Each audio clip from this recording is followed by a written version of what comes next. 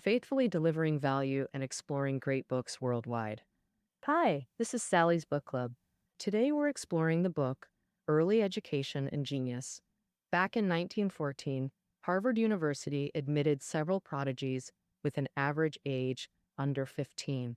In China, some universities have established special youth programs to enroll academically gifted students who haven't completed standard Busku Yujag. These exceptional teenagers receive university-level education while their peers are still in middle school. While most 14, 15-year-olds are just starting junior high, these prodigies are already at top universities. Is it because they're exceptionally gifted? Studying numerous geniuses' growth trajectories reveals that while natural talent matters, the crucial factor is parents initiating early education in languages, arts, and sciences during their formative years. Today's book presents 7 case studies of prodigies' upbringing through early education. The author distills common educational patterns and shares actionable methods to develop extraordinary comprehensive abilities, making your child the envy of others. This groundbreaking work is Japan's earliest comprehensive early education theory book, sparking an educational revolution. Author Kimuraya Koichi, Japan's pioneer child psychologist and early education expert, dedicated his life to childhood intellectual development research. When honored by the imperial family, they praised, "Dr. Kimuraya has elevated the quality of an entire generation of Japanese citizens." Now let's explore how to nurture a gifted child. The book addresses 3 core questions. First, why should parents prioritize early education? Second, what crucial considerations exist when implementing early education? Third, how should parents practically conduct early education? Let's first examine why early education matters. Early education refers to learning experiences from birth through preschool years. Its goal is maximizing a child's latent potential. Every child is born with limitless potential waiting to be unlocked. But this potential isn't permanent. It's deeply connected to both the depth and timing of its development. Well, first, the depth of cultivation affects potential realization. Imagine every child is born with 100% innate potential. If parents invest time observing their child's traits, like noticing strong musical rhythm, and systematically nurture those gifts, or creating multilingual environments when recognizing language aptitude, the child could actualize 70 to 80% of their potential. But neglectful parenting might only yield 20 to 30% realization. Secondly, potential development has an irreversible time frame. Starting cultivation at age 5 reduces available potential to 80%. Wait until 10 years old and it drops to 60%. This pattern stems from critical developmental phases called sensitive periods. During these windows, children absorb knowledge like sponges. Missing the window drastically reduces learning efficiency. Hence, piano starting at 5, art around 6. Timing is crucial. Darwin wrote in his autobiography about youthful interests in arts, but focusing on biology made him struggle with poetry later in life. This makes us wonder, what if he'd pursued literature instead? Could we have gained another great poet or novelist? This shows true talent isn't exclusive. It's dormant potential within everyone. The difference between genius and mediocrity lies in whether this potential gets awakened. Early education is the key to unlocking this potential. Let's recap our first point. Talent is latent potential within all humans. The purpose of early education is maximizing this potential development. But potential realization depends on cultivation depth and timing. Thus, earlier parental intervention and tailored education yield better results. Now that we understand early education's importance, let's explore our second question. What should parents consider? First, nurturing environment is crucial for early development. Notice how musical families often produce prodigies. Mozart's father was a court violinist and composer. His mother played cello and violin passionately. Beethoven's father was a tenor and piano teacher. Schubert learned violin from family members. Bach's family included composers. Even Haydn's working-class parents loved music. These masters were immersed in music from birth. Music became their natural language. Now the question, was their talent innate or cultivated? While genetic musical sensitivity plays a role, their musically rich environment and guided learning were decisive factors. The prodigies in this book share similar backgrounds. Young City's father earned 4 doctorates in psychology and philosophy at Harvard, while his mother held a medical degree from Boston University. Another prodigy, Barr's father, was a theology professor at Tufts University. These parents created intellectually rich environments where children mastered multiple languages and sciences before college. This isn't about pedigree. It demonstrates how educational environments enable success. Second, preschool family education is life's most crucial foundation. Family education refers to parental guidance during daily home life. Many parents overemphasize formal schooling, thinking 16 school years suffice, believing their role is just ensuring physical well-being. But as the Chinese saying goes, 3 years old shows adulthood, 7 shows the aged. Family education fundamentally shapes children's personalities. Modern discussions about original family influence connect personality to upbringing. Freud emphasized childhood experiences' crucial role in personality formation. Parents reading regularly before age 7 cultivate strong reading habits. Strong readers develop better logic and learning abilities. Secure attachments and parental encouragement fuel lifelong curiosity. Waiting until school age for education is already too late. By then, children's personalities and habits are largely fixed. Just preschool family education is life's most formative period. Every child's unique. Their interests and potential require tailored approaches. Third, early education has no fixed methodology. Education must adapt to each child's characteristics. Some parents nurture creativity by stopping mid-story. Others use role-playing to act out narratives, or let children retell stories as teachers. Methods vary, but all aim to foster literary interest and creativity. Modern parents eagerly apply various parenting techniques, copying neighbors, tutoring class, enrollments, but parenting requires personalized approaches. Methods must align with children's actual needs to truly inspire. What comes after early education succeeds? This leads to our fourth crucial point. Stop early education and genius fades to mediocrity. Many know the tragedy of Zhang by Wang Anxi, the child prodigy Feng Zhongyang from middle school textbooks, who wrote poetry at 5, attracting paid commissions, until his father exploited his talent for profit, halting education. Eventually, he became ordinary, a cautionary tale. Every parent has high expectations for their child. When children achieve recognition and become that exemplary child others envy, parents naturally feel immense pride. But true parental love requires long-term vision. Never repeat Zhang Yang's father's mistake of trading education for quick profits. Genius isn't instant, it's sustained lifelong learning. Complacency after early success breeds mediocrity. To recap our second point, 4 early education essentials. 1. Create nurturing environments. 2. Family education shapes character and habits. 3.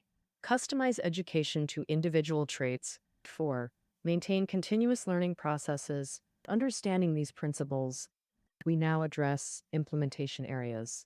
Focus on language, music, play, imagination, and ethics. Language development is foundational.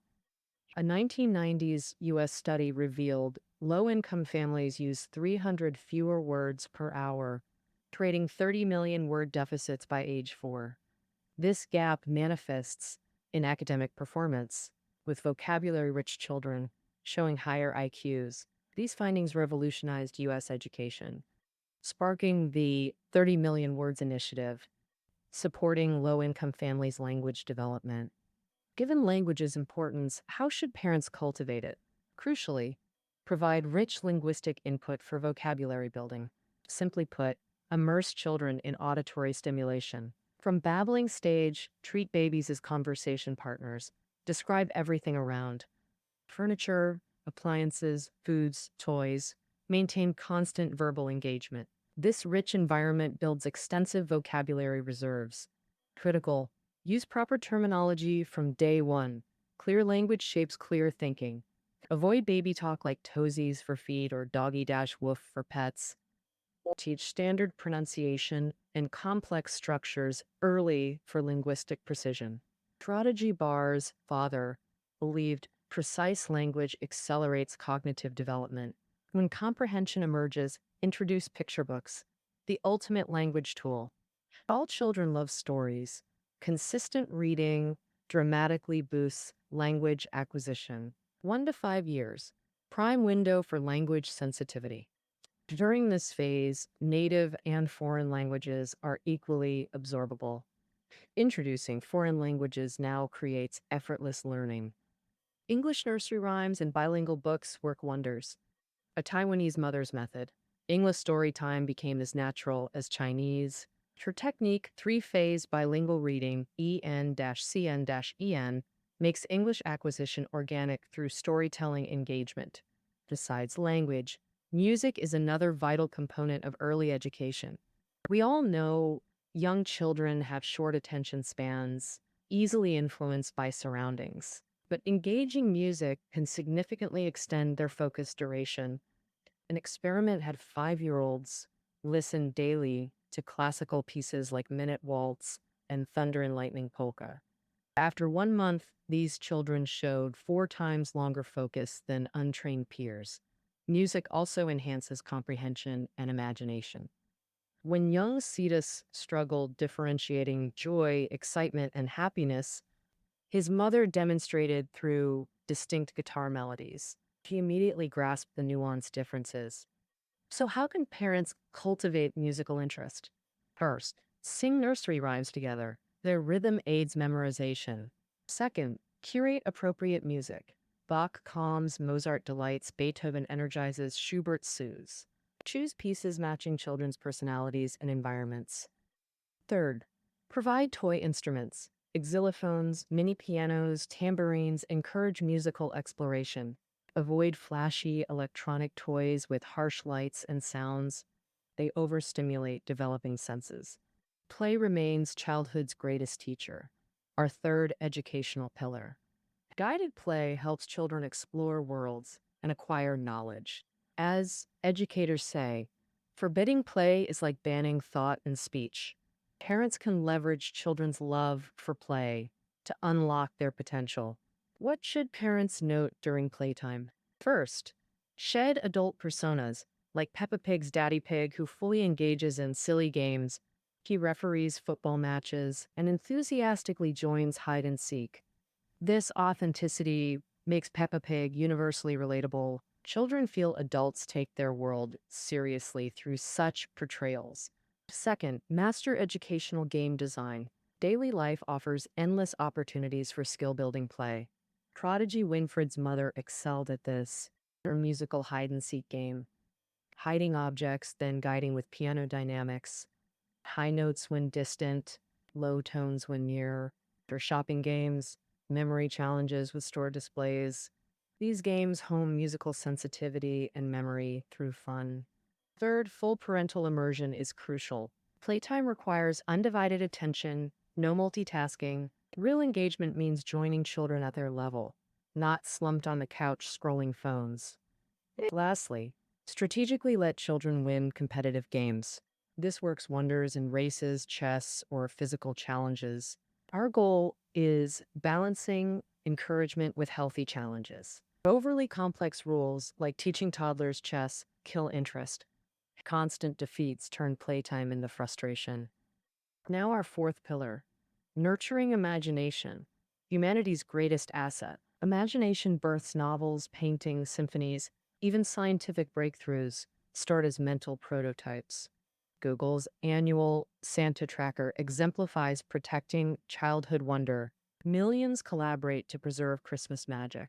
How to cultivate imagination. First, create sensory-rich environments. Nature outings. Feel spring breezes, autumn leaves, discover flora and fauna. Museum visits expose them to novel concepts. Even home creativity corners with art supplies work wonders.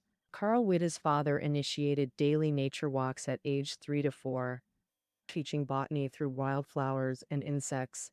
Second, never criticize a child's initial imaginative expressions. Children's fantastical ideas often clash with adults' rigid thinking patterns. Parents must resist immediate correction of perceived absurd concepts. If a child draws a blue sun, ask why this color instead of correcting. Such questioning challenges and expands their creative reasoning. Through explanation, children self correct or amplify imaginative concepts.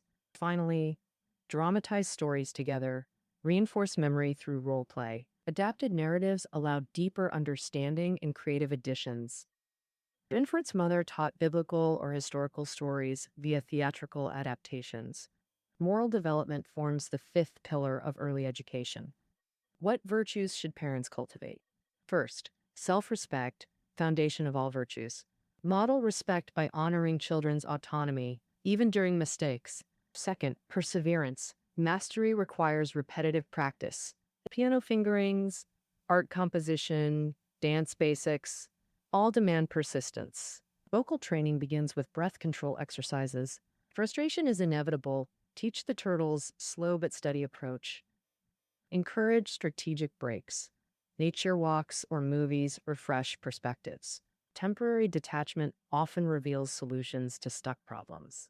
Thirdly, parents should cultivate children's resilience by setting strategic challenges in daily life. When facing setbacks, help children confront them constructively to identify areas for growth. Norbert Wiener's father taught him that mistakes are stepping stones to success. The crucial lesson: always strive to do your best.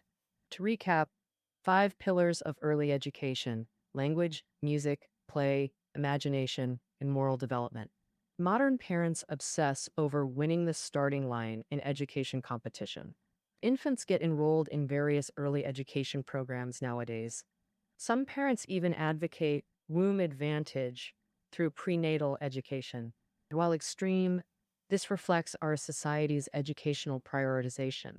Early education is a marathon, not a sprint, requiring sustained commitment. Parental perseverance remains crucial throughout this journey. Create nurturing environments with tailored educational approaches. Core focuses: linguistic development, musical potential, play-based learning, imagination cultivation, and ethical grounding. This concludes early education and genius. Find show notes below.